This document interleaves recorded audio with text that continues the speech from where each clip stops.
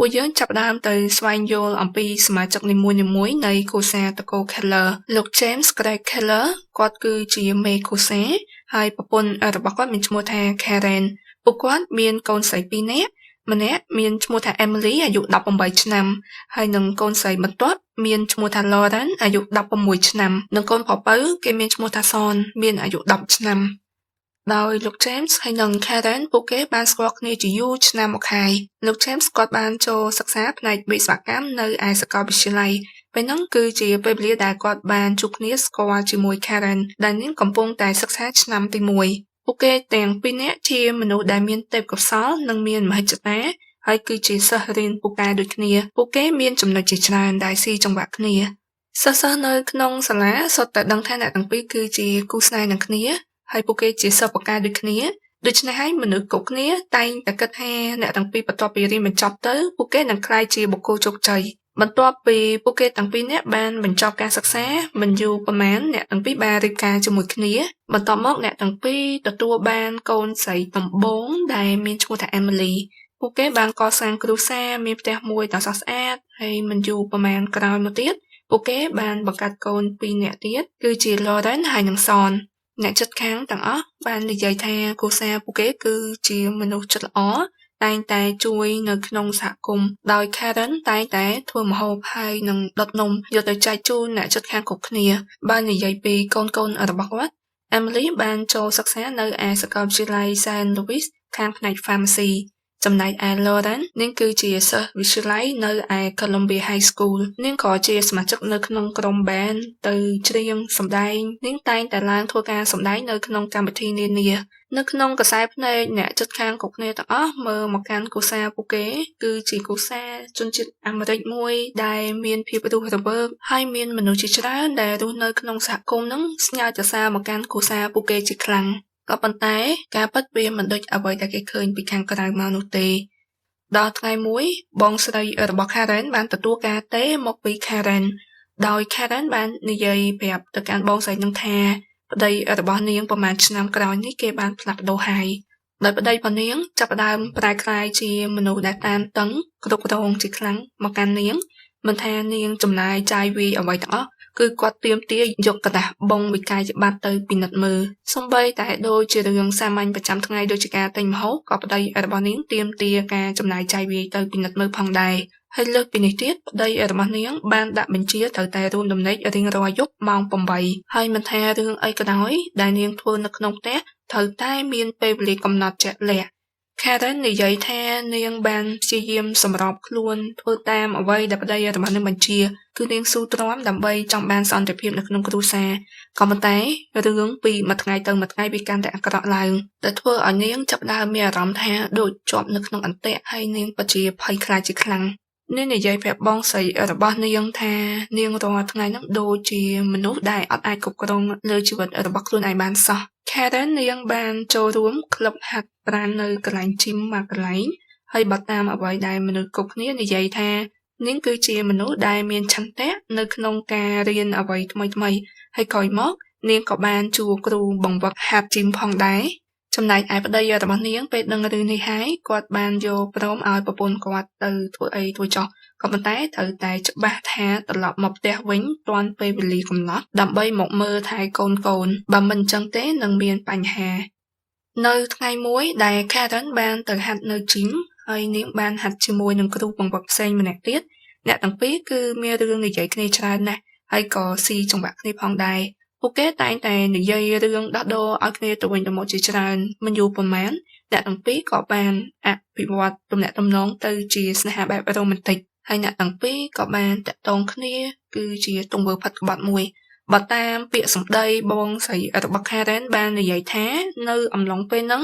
ស្ថានភាពផ្លូវចិត្តរបស់ Karen កំពុងតែដុនដាបធ្លាក់ចុះជាខ្លាំងដូចនេះនៅពេលដែលនាងបានជួបជាមួយមនុស្សម្នាក់ដែលយកចិត្តទុកដាក់ខ្វាយខ្វល់ពីអារម្មណ៍របស់នាងហើយជាមនុស្សម្នាក់ដែលមិនគ្រប់គ្រងមកកាន់នាងនោះទើបបង្កឲ្យមានទំនាក់ទំនងស្នេហាកើតឡើងតាមបែបធម្មជាតិដោយក្រោយមកទៀត Karen នាងក៏បានយកទំនាក់ទំនងស្នេហារបស់នាងជាមួយគ្រូបង្វឹកប្រាប់ប្តីរបស់នាងឲ្យដឹងដែរអ្វីដែលគួរឲ្យភ្ញាក់ផ្អើល James មិនបានខឹងច្រឡោតចាត់ទុកនេះជាបញ្ហានោះទេ James បែរជាប្រាប់ Karen ឲ្យយកការទៅជូនអ្នកគូបង្វឹកនោះដែលនាងមានឈ្មោះថា Sunny ហើយ James បានប្រាប់ Karen ឲ្យទៅបបួល Sunny មករស់លំនៃជាមួយពួកគេទាំង3នាក់មានមនុស្សជាច្រើនយកឃើញថានៅត្រង់ចំណុចហ្នឹងគឺ James មើលឃើញឱកាសគាត់ចាប់យករឿងមួយហ្នឹងដើម្បីបំលែងអាពាហ៍ពិពាហ៍របស់គាត់ទៅជាជីវិតផ្លូវភេទដោយ James និយាយថានេះមិនមែនជាបញ្ហាអីធំដុំទេដរាបណានាងឲ្យគាត់ចូលរួមជាមួយពួកនាងក៏ប៉ុន្តែ Karen ហើយនិង Sunny មិនយកព្រមធ្វើរឿងតាមសំណើរបស់គាត់នេះទេដែលអ្នកទាំងពីរនៅចង់បន្តតំណែងធំតាពីរអ្នកពួកគេដែលបែបនេះបានធ្វើឲ្យ James បាក់មុខជាខ្លាំងដោយសារតែ James អត់អាចអូស Sunny ឲ្យមកចូលរួមក្នុងអាពាហ៍ពិពាហ៍របស់ពួកគេបាននោះទេដូចនេះគាត់ចង់ឲ្យ Sunny នឹងឈប់បន្តតាក់ទងជាមួយ Karen ទៀតក៏ប៉ុន្តែរវាង Karen ហើយនិង Sunny ពួកគេនៅតែបន្តតាក់ទងគ្នាហើយពេលឥឡូវហ្នឹងគឺ Karen នាងហាក់ដូចជាពិតជាចង់ឈានជើងចាក់ចេញពីអាពាហ៍ពិពាហ៍ជាមួយ James ជាខ្លាំង James គេព្យាយាមនឹកគិតវិធីយ៉ាងណាដើម្បីកុំឲ្យមានការផុតក្បត់ទៅមុខទៀតដល់រយៈពេល2ខែក្រោយមកទៀត James នឹកឃើញវិធីដ៏ល្អបំផុតគឺនាំគ្រួសាររបស់គាត់ទាំងមូលបំលាស់ទីទៅរស់នៅទីក្រុងផ្សេងហើយការផ្លាស់ប្ដូររបស់គាត់នេះគាត់ក៏ត្រូវផ្លាស់ប្ដូរការងារដែរគាត់បានធ្វើការងារមួយផ្សេងទៀតនៅឯ Columbia Missouri គាត់គឺជាបុគ្គលិកម្នាក់ដែលទទួលបានប្រាក់ខែច្រើនជាងគេដោយការពីនៅអំឡុងខែមិថុនាឆ្នាំ2008គ្រួសារពួកគេទាំងមូលបានបំលាស់ទីដែលសង្ឃឹមថាស្ថានភាពគ្រួសារទាំងអស់នឹងត្រឡប់មកដូចដើមវិញដែលធ្វើឲ្យទំនាក់ទំនងរវាង Karen ហើយនិង Sunny នៅឃ្លាតឆ្ងាយគ្នារហូតដល់700ម៉ាយ James គាត់ជឿជាក់យ៉ាងមុតមមថាការផាត់ក្បត់ប្អូនរបស់គាត់នឹងត្រូវបញ្ចប់ធំនឹងប៉ុន្តែវាមិនដូចអ្វីដែលគាត់គិតទេដោយទំនាក់ទំនងរវាង Karen ហើយនិង Sunny នៅតែបន្តពួកគេនៅតែតាក់ទងគ្នាតាមអ៊ីមែលការទេទូរស័ព្ទហើយនិងផ្ញើសារឲ្យគ្នាទៅវិញទៅមកហើយអ្នកទាំងពីរលួចជួបគ្នាតាមផ្លូវតាមដែលពួកគេអាចធ្វើទៅបានបើនិយាយពីអាពាហ៍ពិពាហ៍រវាង James ហើយនិង Karen ឥឡូវនេះគឺវាកាន់តែអាក្រក់ហើយនិង toxic ជាខ្លាំងមកដល់បុណ្យ New Year Eve គ្រួសាររបស់ James ទាំងមូលបានចូលរួមកម្មវិធីមួយនៅឯ Waterford មានអ្នកជិតខាងជាច្រើនដែលមកចូលរួមហើយ Sunny ក៏មកចូលរួមផងដែរនៅអំឡុងពេលកម្មវិធីជប់លៀងនោះមានមនុស្សមួយចំនួនគេបានចាប់អារម្មណ៍កលេចឃើញ Sunny ហើយនិង Karen តែងតែនៅក្បែរគ្នាមកដល់ដំណាក់កាលនេះដូចអត់លាក់បាំងទៅនឹងកសែភ្នែកមនុស្សគ្រប់គ្នាទេម្នាក់សុទ្ធតែដឹងថាអ្នកទាំងពីរហ្នឹងតាក់ទងគ្នាជាសាធារណៈដោយមិនខ្មាស់គេមិនលាក់បាំងដូចលោកមុនទៀតនោះទេដែលធ្វើឲ្យ James គាត់ខឹងជាខ្លាំងហើយនៅពេលដែលអ្នកទាំងពីរចាក់ចេញពីកម្មវិធីជប់លៀងនេះទៅពួកគេបានវាយគ្នា Karen និយាយថា James បានរុញនាងមកទំហឹងហើយបានវាយនាងចំក្បាលទាំងដែលពួកគេកំពុងតែនៅតាមផ្លូវ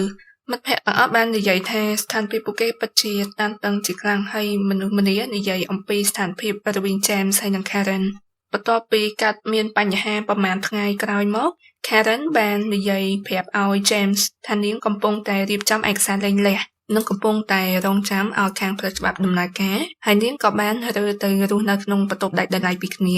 James គេបានទេទូរស័ព្ទទៅកាន់សមាជិកគ្រួសាររបស់ Karen ហើយនិងមិត្តភ័ក្តិរបស់នាងជាច្រើនអ្នកដើម្បីសុំអង្វរឲ្យពួកគេនឹងជួយលួងលោម Karen កុំធ្វើការលែងលះអីហើយមិនថាទៅប៉ុណ្ណឹងគាត់បានប្រាប់ពួកគេទាំងអស់គ្នាថានាងចាក់ចេញពីគាត់ដើម្បីទៅរស់នៅជាមួយមនុស្សស្រីម្នាក់ផ្សេងទៀតហើយនាងចង់លួចយកលុយពីគាត់ទៅទាំងអស់និងចង់យកសិទ្ធិចិញ្ចឹមកូនទៅផងដែរបន្ទាប់មក Sunny បានធ្វើការតាក់ទងទៅកាន់ James ដោយផ្ទាល់និយាយប្រាប់គាត់ថាកុំរវីរវល់មួយ Karen ទៀតដោយសារតែ Karen នាងមិនដែលសប្បាយចិត្តម្ដងណាទេពេលរស់នៅជាមួយគាត់លុះពេលវេលាដើរដល់អំឡុងខែមីនាឆ្នាំ2009 James ហើយនិង Karen ពួកគេជួបគ្នាកាន់តែខ្លាំងឡើងវាយគ្នាកាន់តែញឹកញយរហូតដល់មានពេលម្ដងនោះប៉ូលីសបានមកចាប់ឃាត់ខ្លួន James គាត់បាននិយាយប្រាប់ប៉ូលីសថាគាត់បានអោប Karen យ៉ាងតឹងណែនហើយនាងព្យាយាមរើបំរាស់ Karen និយាយថា James ព្យាយាមចាប់នាងប្រើកម្លាំងយ៉ាងខ្លាំងដែលបង្កឲ្យនាងមានស្នាមជាំ Karen បានសរសេរពីអ្វីដែលបានកើតឡើងគឺពេលវេលាចេះតែដើរទៅមុខទំនាក់ទំនងនាងជាមួយ James កាន់តែគ្រប់គ្រងនាងខ្លាំងឡើងយូរទៅនាងទើបតែយល់ថា James គឺជាមនុស្សដែលចូលចិត្តប្រើការបង្ខិតបង្ខំបញ្ហាវាចេះតែធ្ងន់ធ្ងរឡើងហើយនាងក៏ព្យាយាមគ្រប់គ្រងវាមិនឲ្យកាន់តែអាក្រក់ជាងនេះដែរបញ្ហាកើតឡើងដំបូងគឺជារឿងលុយកាក់គឺដូចជាពេលដែលនាងទៅទិញគ្រឿងទេសទិញសម្លៀកបំពាក់របស់របរផ្សេងនាងអត់បានប្រាប់រឿងហ្នឹងទៅឲ្យ James ដឹងនេះហើយគឺធ្វើឲ្យ James ពិតជាខឹងតែវាគឺជារឿងតូចតាចសោះ ហើយបាននិយាយពីរឿងរួមដំណេកវិញចាមតម្រូវឲ្យធ្វើរឿងហ្នឹងរៀងរាល់យប់បើទោះបីជាពេលខ្លះនាងចង់បដិសេធក៏នាងមិនហ៊ានដែរបើសិនជានាងបដិសេធចាមនឹងវាយដំធ្វើបាបគំរាមកំហែងមកកាន់នាងនៅពេលហ្នឹងហើយដែល Karen នាងអាចមានសិទ្ធិយកកូនរបស់នាងចាក់ចេញពីផ្ទះហើយក៏ជាពេលវេលាមួយដែលចាមបានដឹងខ្លួនគាត់ទើបតែដឹងខ្លួនថាគាត់អស់ឱកាសដើម្បីអាចឃើញកូនរបស់គាត់ទៀតហើយលើសពីនេះទៀតកូនស្រីដូចជា Emily ហើយនិង Lauren បានទទួលស្គាល់ឲ្យម្ដាយរបស់គេតាក់ទងជាមួយ Sunny ពួកគេយល់ស្របធ្វើមិនក៏បានដែរឲ្យតែម្ដាយរបស់ពួកគេសប្បាយចិត្តដែលបែបនេះហើយធ្វើឲ្យ James ខឹងកាន់តែខ្លាំងឡើងគាត់ហៅកូនស្រីរបស់គាត់ទាំងពីរនាក់ហ្នឹងចាត់ទុកពួកគេដូចជាសាកសពស្អុយអលួយអញ្ចឹងហើយចាប់តាំងពីពេលនោះមកគេនិយាយថា James តែងតែតាមដានមើលជីវិតរបស់ Karenលួចចូលក្នុងផ្ទះរបស់នាងដំឡើងកាមេរ៉ាសុវត្ថិភាពហើយហិចចូលអ៊ីមែលរបស់នាងបន្ទាប់មកនាងបានទៅហៅប៉ូលីសមកពិនិត្យនៅក្នុងផ្ទះនឹងម្ដងទៀតគឺដោយសារតែកង់ឡានរបស់ Karen ត្រូវបាន James មកវះកំទេចហើយនឹងទាញខ្សែភ្លើងឡើងរញ៉េរញ៉ៃចេញពីផ្ទះដោយ James គាត់មក stalk មកតាមដានជីវិតរបស់ Karen ក៏អត់ខ្វល់ពីជីវិតរបស់គាត់ទេគាត់ចេញពីកន្លែងធ្វើការងារដែលអត់មានជំរាបថ្នាក់លើឲ្យដឹងមុនគាត់ចេញពីកន្លែងធ្វើការងារមុនពេលកំណត់ហ្នឹងគឺដើម្បីមកតាមដានជីវិត Karen នាងធ្វើអីខ្លះចឹងទៅដោយសារតែចាមចេះតែចេញពីម៉ោងការងារតបដែរណាធ្វើឲ្យតកែក៏មិនសប្បាយចិត្តដែរហើយក្រោយមកតកែបានសុំឲ្យចាមនឹងធ្វើការលីឈប់ទៅនៅក្នុងអំឡុងខែកញ្ញាឆ្នាំ2009បន្ទាប់មកចាមអត់មានការងារធ្វើទេហើយគាត់បានត្រឡប់ទៅរស់នៅជាមួយផ្ទះម្ដាយឪពុករបស់គាត់វិញនៅអំឡុងពេលហ្នឹងJames ហើយនិង Karen គឺរស់នៅបំបែកគ្នាច្បាប់កំណត់ឲ្យពួកគេរស់នៅបំបែកគ្នាហើយ James ចំពាក់លុយ Karen ដែលតម្រូវឲ្យបង់ថ្លៃចិញ្ចឹមកូនចំនួន$3,000ក្នុងមួយខែរហូតដល់ពេលមួយនៅអំឡុងពេលពិធីបុណ្យដឹងគុណនៅក្នុងឆ្នាំ2009ទាំង Karen, Emily, Lauren ហើយនិង Sunny កំពុងតែសម្រាកចំណាយពេលវេលាលំហែនៅក្នុងផ្ទះរបស់លោកស្រី Lynnចំណែកឯកូនប្រុសពៅដែលមានឈ្មោះថាសនមានអាយុ10ឆ្នាំចំណាយពេលវេលានៅជាមួយ James ឪពុករបស់គេហើយ Karen នាងចង់ឲ្យកូនរបស់នាងទាំងអស់គ្នាជាមួយ Sunny ទៅសួរសុខទុក្ខលោកយាយ Dorothy នៅអំឡុងពេលថ្ងៃឈប់សម្រាកនឹងផងដែរដូចនេះហើយនៅថ្ងៃស្អែក Karen បានធ្វើដំណើរដើម្បីទៅទទួលយកកូនប្រុសពៅរបស់នាងបាននិយាយពីលោកយាយ Dorothy គាត់មានវ័យ89ឆ្នាំក៏រស់នៅក្នុងភូមិមួយដែលដាច់ស្រយាលរៀងឆ្ងាយហើយមានប្រជាជនរស់នៅទីនោះមិនដល់1000នាក់ដោយនៅថ្ងៃទី29ខែវិច្ឆិកាឆ្នាំ2009ត្រូវជាថ្ងៃសៅរ៍លោកប៉ូលីសម្នាក់បានទទួលការតេមកនៅក្នុងតំបន់ Burlingame ពេលនោះគឺនៅខ្ទង់ម៉ោង6ល្ងាចគឺមានអ្នកជិតខាងបានតេទៅដឹងរាយការណ៍មានឡានដឹកទំនិញតូចមួយជិះក្នុងល្បឿនយ៉ាងលឿននៅម្ដុំបរិវេណផ្ទះពួកគេអ្នកជិតខាងបានចាប់អារម្មណ៍តាមដានមើលគឺឃើញឡានដឹកទំនិញមួយនឹងឈប់ហើយមានបរិសម្នាក់ចុះពីលើឡាននឹងនិងដើរចុះទៅផ្លូវខាងក្រោមបន្ទាប់មកបរិសម្នាក់នឹងត្រឡប់មកវិញមកជាមួយរបស់មួយដ៏ធំដែលអ្នកជិតខាងអត់អាចមើលដឹងថានៅក្នុងរបស់ដ៏ធំនោះគឺជាអ្វីប្រកបនោះទេដោយអ្នកជិតខាងគិតថាបរិសម្នាក់នឹងកំពុងតែលួចរបស់អ្នកដទៃដូចនេះហើយអ្នកជិតខាងនឹងបានចេញទៅខាងក្រៅដើម្បីទៅប្រជុំមុខតទល់ជាមួយបរិសម្នាក់នោះតែភ្លាមហ្នឹងបរិសម្នាក់ហ្នឹងបានយករបស់ដ៏ធំនោះយកទៅដាក់កៅអីផ្នែកខាងក្រោយហើយបន្ទាប់មកគេបានឡើងជិះឡានចាប់ចេញទៅហើយការសង្ស័យមួយនេះទើបអ្នកជិតខាងហ្នឹងបានតេទៅប្តឹងប៉ូលីសលុះប្រហែលនាទីក្រោយមកមានគេតេទៅប្តឹងប៉ូលីសពីបរិវេណតំបន់ដដែលតែការតេប្តឹងលើកនេះគឺវាមានសភាពធ្ងន់ធ្ងរជាងមុនតែការតេមកនេះគឺមានសម្លេងនិយាយថាជួយផងគាត់មកដល់ក្នុងផ្ទះហើយគាត់កំពុងតែសម្រាប់ពួកយើងហើយនៅពេលដែលអ្នកជួយសង្គ្រោះទៅដល់គឺឃើញមានក្មេងប្រុសអាយុ10ឆ្នាំម្នាក់គឺជាសនដែលកំពុងតែយំសុំរកជំនួយសននិយាយថាគេសុំរកជំនួយនៅក្នុងផ្ទះរបស់លោកយាយ Dorothy ដោយសារតែពួកគេរងការបាញ់ប្រហារខាងក្រុមប៉ូលីសនៅពេលដែលលើបែបនេះភ្លាមពួកគាត់ដឹងយ៉ាងច្បាស់ថាមានហេតុការណ៍ដ៏អាក្រក់បានកើតឡើងនៅក្នុងផ្ទះនេះបន្ទាប់មកប៉ូលីសបានចូលទៅខាងក្នុងផ្ទះកាន់តែជ្រៅទៀតបានរកឃើញលោកយាយ Dorothy ដែលមានវ័យ89ឆ្នាំលោកយាយរបួសយ៉ាងធ្ងន់ធ្ងរមានហូរឈាមជាច្រើនកំពុងតែដេកនៅលើឥដ្ឋក្នុងផ្ទះបាយគាត់ត្រូវបានគេបាញ់ជាច្រើនគ្រាប់គាត់នៅសល់ដង្ហើមចង្រិតបន្ទាប់មកប៉ូលីសក៏បានរកឃើញ Karen នៅក្នុងបរិវេណផ្ទះបាយនឹងដែរនាងត្រូវគេបាញ់ចំនួន2គ្រាប់ ហើយនាងបានបាត់បង់ជីវិតបាត់ទៅហើយចំណែកឯ Emily ដែលមានអាយុ18ឆ្នាំប៉ូលីសបានរកឃើញនាងនៅខាងក្រោយសាឡុងហើយនាងក៏ត្រូវគេបាញ់ចំនួន2គ្រាប់ផងដែរនាងក៏បានបាត់បង់ជីវិតហើយដូចគ្នាប៉ូលីសវិភាគថាបើមើលតាមសភាពរបស់នាងគឺនាងកំពុងតែព្យាយាមលាក់ខ្លួនពីបរិះខ្មាន់កំភ្លើងនោះកំពុងតែពិនិត្យមើលប៉ូលីសបានឮសំឡេងស្រែកដង្ហៅហៅឲ្យជួយខ្សោយពីជាន់ខាងលើមកហើយនោះគឺជាសំឡេងរបស់ Laurenសភាពរបស់នាងគឺដូចទៅនឹងលោកយាយ Dorothy ដែលចឹងនៅមានជីវិតក៏ប៉ុន្តែគឺស្ថានភាពពិបាកធ្ងន់ធ្ងរជាខ្លាំងគេបានបញ្ញាប់បញ្ញាល់បញ្ជូនលោកយាយ Dorothy ហើយនិង Lauren ទៅកាន់មន្ទីរពេទ្យប៉ូលីសបានសួរថាតើអ្នកណាគេជាអ្នកធ្វើរឿងមួយនឹង Lauren បាននិយាយប្រាប់ប៉ូលីសថាគឺជាឪពុករបស់ពួកគេហើយលោកយាយ Dorothy ក៏បានបញ្ជាក់ដែរថា James គឺជាអ្នកបាញ់ប្រហារពួកគេ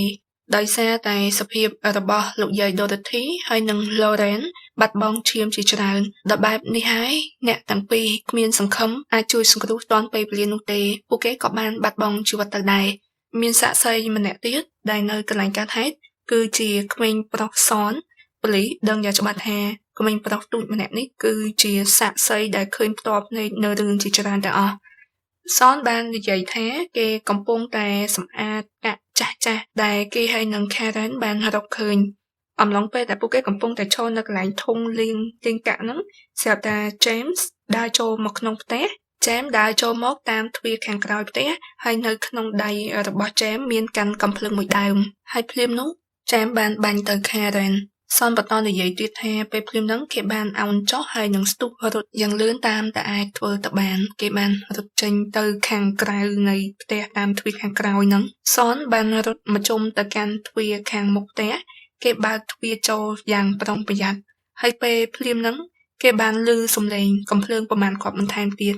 គេចូលទៅក្នុងផ្ទះលើកនេះគឺដោយសារតែគេចង់ទៅរកទូរស័ព្ទទេទៅប្តឹងប៉ូលីសគឺសនបានឃើញចាមឪពុករបស់គេដើរជុំវិញក្នុងបរិវេណផ្ទះហ្នឹងដូចនេះហើយគេអត់ហ៊ានចូលទៅក្នុងផ្ទះភ្លាមហ្នឹងទេគេបានបិទទ្វារវិញនិងបានរត់ទៅរកជំនួយបន្ទាប់មកបាននិយាយពីការសម្គាល់របស់ប៉ូលីសវិញពួកគាត់ព្យាយាមកំណត់ពីទីតាំងលាក់ខ្លួនរបស់ចាមបន្ទាប់មកពួកគេបានរកឃើញឡានមួយដែលចតផ្លុងចោលផុនភាគឡានផ្លុងចោលហ្នឹងគឺវាស៊ីគ្នាដោយទៅនឹងអ្វីដែលអ្នកជិតខាងបានឃើញឡានមួយជិះក្បែរនៅម្ដុំបរិវេណផ្ទះពួកគេកាលពីយប់នោះហើយពួកគេជឿជាក់ថានេះគឺជាឡានរបស់ចាមនៅក្នុងឡានហ្នឹងប៉ូលីសបានរកឃើញមានគ្រាប់កាំភ្លើងមួយចំនួនហើយនឹងថ្នាំជំងឺបាក់ទឹកចិត្តដែលមិនទាន់បានប្រើប្រាស់ហើយមានកាបូបស្ពីមួយនៅក្នុងកាបូបហ្នឹងមានសាប៊ូដុសខ្លួនមានកសែងជូតខ្លួនក្រដាសអនាម័យនិងអាហារកំប៉ុងមួយចំនួនផងដែរក៏ប៉ុន្តែប៉ូលីសរកមិនឃើញចាមនោះទេដែលហេតុការណ៍នេះបានធ្វើឲ្យអ្នកជិតខាងគ្រប់គ្នាភ្ញាក់ផ្អើលនិងតក់ស្លុតជាខ្លាំងសូម្បីតែលោកប៉ូលីសដែលចូលទៅពិនិត្យក្នុងផ្ទះហ្នឹងគាត់ក៏និយាយផងដែរថាគាត់មិនយល់ពីទឹកចិត្តឪពុកយ៉ាងណាដែលហ៊ានលើកដៃបាញ់សម្លាប់គ្រួសារខ្លួនឯងបែបនេះបន្ទាប់ពីប៉ូលីសបានចំណាយពេលអស់8ម៉ោងដើម្បីតាមចាប់ឃាត់ខ្លួន James ទីបំផុតប៉ូលីសអាចចាប់ឃាត់ខ្លួន James បានដោយសារតែ James គាត់ដើរវង្វេងវង្វាន់នៅតាមផ្លូវស្ថានភាពផ្លូវចិត្តរបស់គាត់មិនដឹងទៅណាមកណីគាត់ក៏សម្រេចចិត្តបកគោខ្លួនទៅឲ្យប៉ូលីសហើយគាត់និយាយខ្លួនឯងថាគាត់គឺជាបរិះម្នាក់ដែលអ្នកទាំងគ្នាកំពុងតែតាមគាត់បាននិយាយប្រាប់ប៉ូលីសថាគាត់គឺជាបរិះដែលបានកាន់កាំភ្លើងហើយក៏មានកំបិតផងដែរនៅចុកខ្លួនគាត់ប៉ូលីសបានរកឃើញលុយកណ្ដាស់$100កំភ្លើងកំបិតស្រោមដៃ James បានបើកចំហនិយាយរឿងជាច្រើនប្រាប់ទៅកាន់ប៉ូលីស James ត្រូវបានជាប់ពីបទករណីឃាតកម្មដោយចេតនាហើយនឹងការទម្លាក់ចូលក្នុងផ្ទះអ្នកដទៃនិងកំណត់ឲ្យបង់ពិន័យចំនួន$10 លាននៅអំឡុងខែធ្នូឆ្នាំ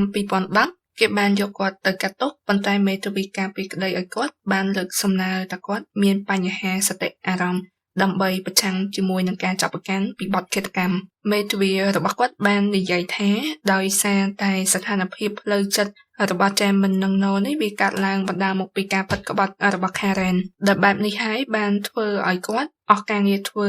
ហើយទៅរស់នៅជាមួយម្ដាយពុករបស់គាត់វាកាន់តែធ្វើឲ្យគាត់ខឹងខ្លាំងឡើងហើយមួយវិញទៀតការតែគេរកឃើញថ្នាំសតិអារម្មណ៍នៅក្នុងឡានរបស់ James មិនទាន់បានបើកប្រើប្រាស់នោះដោយសារតែបែបហ្នឹងហើយបានជាគាត់បញ្ចេញអាកប្បកិរិយាមកសាហាវប្រៃផ្សៃបែបនេះ ការដែលមេធាវីលើកឡើងមកទាំងអស់នេះចង់បញ្ជាក់ថាសកម្មភាពទង្វើរបស់ James ធ្វើឡើងមកទាំងអស់គឺបណ្ដាលមកពីបញ្ហាផ្លូវចិត្តរបស់គាត់មិននឹងណ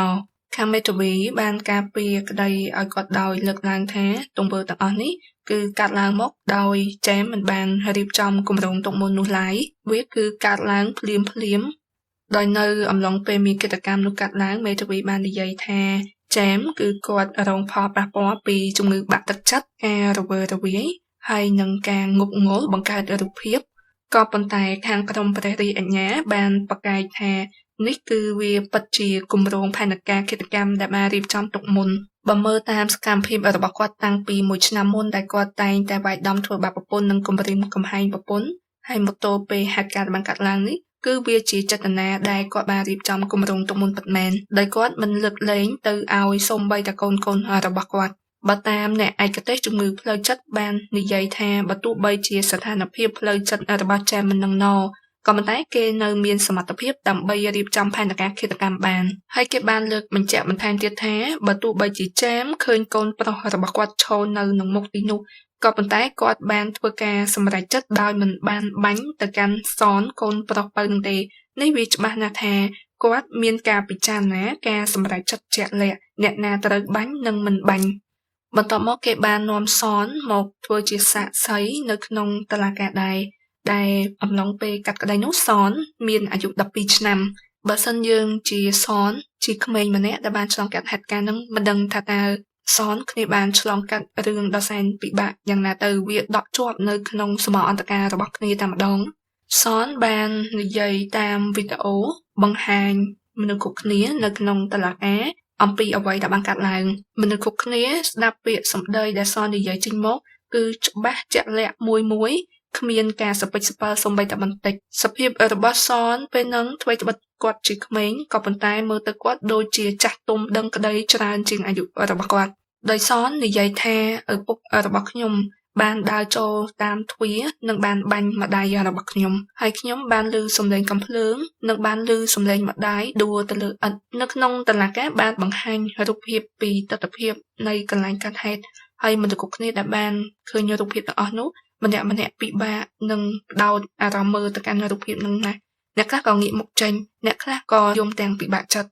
ដោយខាងព្រះរាជអាជ្ញាបានចោទប្រកាន់សកម្មភាពទាំងអស់នេះគឺជាអំពើហិង្សាហើយនឹងជាសកម្មភាពគ្រប់គ្រងលើសហួសហេតុគេតែងតែធ្វើរឿងហ្នឹងម្ដងហើយម្ដងទៀតគេមានចេតនាចង់ធ្វើឲ្យសមាជិកគ្រួសារទទួលរងការឈឺចាប់ជាពិសេសនៅពេលដែលពួកគេទាំងអស់គ្នាទាំងកូនរើចេញពីផ្ទះនេះគឺជាពេលវេលាដែលធ្វើឲ្យចែមមិនអាចគ្រប់គ្រងខ្លួនឯងចំណែកឯសាន់នីក៏បានចូលធ្វើជាសាក្សីផងដែរថាទំនាក់ទំនងរវាង Karen ហើយនិង James គឺពិតជារកម្មរកុសជាខ្លាំងតែងតែមានការប្រើប្រាស់នៅអំពើហិង្សាហើយសាន់នីនាងពិតជាចង់ការពារ Karen ឲ្យចាក់ឆ្ងាយចេញពី James សាន់នីបាននិយាយថា James គឺគាត់សប្បាយចិត្តណាស់ពេលដែលដឹងថា Karen តាក់ទងជាមួយនាងពីដំបូងឡើយតែរហូតដល់ពេលមួយដែល Karen ចង់លេងលះជាមួយគាត់ទើប James ចាប់ដើមចេញអាការៈខូខើនិងព្រៃផ្សៃខ្លាំងបែបនេះដោយនៅថ្ងៃទី25ខែសីហាឆ្នាំ2011បន្ទាប់ពីខណ្ឌតុលាការបានធ្វើការសម្រេចក្តីរយៈពេល2ម៉ោងគេបានសម្រេចថា James Craig Keller ពិតជាមានពិរុទ្ធពីបទឃាតកម្មហើយចំពោះការលើកឡើងពីមេធាវីរបស់គាត់ថាគាត់មានបញ្ហាសតិអារម្មណ៍នោះគឺមិនត្រូវបានយកមកពិចារណានោះទេនេះក៏បានន័យថាគាត់ប្រឈមមុខនឹងការជាប់គុកអស់មួយជីវិតឬជាប់ទោសប្រហារជីវិតបើទោះបីជាបន្ទាប់ពី James គេបានលើការប្រកាសផ្ដន់ទិញទោសគេនៅទោសប្រហារជីវិតយ៉ាងណាក្តីតែ James មិនបានបង្ហាញអារម្មណ៍សោកស្ដាយឬក៏ដឹងខុសសូម្បីតែបន្តិចព្រះរាជអាជ្ញាបានបញ្ជាក់ថា James មើលទៅគេហាក់ដូចជាមានមោទនភាពចំពោះខ្លួនឯងណាមុខគេញញឹមបែបរុកចិត្តមុនពេល James ដើរចាក់ចេញពីបន្ទប់សវនាការ James បានស្រែកទៅប្រាប់ម្ដាយរបស់គាត់និងឪពុករបស់គាត់ឲ្យជួយមើលថែសនផងគេនឹងមិនធំធាត់ឡើងដោយសារតែពួកមនុស្សចំស៊ីនោះទេយំពាក្យសម្ដីដែល James និយាយចេញមកហ្នឹងគឺដូចជាសើចចំអកឡកលើអញ្ចឹងណាចំពោះរឿងក្តីមួយនេះបានមកដល់ទីបញ្ចប់ហើយខ្ញុំមិនបញ្ចេញមតិយោបល់អ្វីច្រើនទេទៅលើរឿងក្តីនេះខ្ញុំចង់ដឹងស្ដាប់លើពីមតិយោបល់បងប្អូនមានគំនិតបែបណាអាច comment ជជែកគ្នាបាននៅក្រោមវីដេអូនេះហើយមុននឹងបិទបញ្ចប់វីដេអូនេះ ខ្ញុំសូមអរគុណជាពិសេសទៅកាន់បងប្អូនយើងម្នាក់ដែលបាន support ខ្ញុំអរគុណជាខ្លាំងជូនពរឲ្យសំណាងល្អហើយខ្ញុំក៏អត់ភ្លេចអរគុណទៅកាន់បងប្អូនអរគ្នាដែលតែងតែ support និងស្ដាប់នៅក្នុង channel ភាសា Cast រឿងក្តីចម្លែកកន្លងមកពួកយើងនឹងជួបគ្នានៅវីដេអូក្រោយទៀត Take care bye bye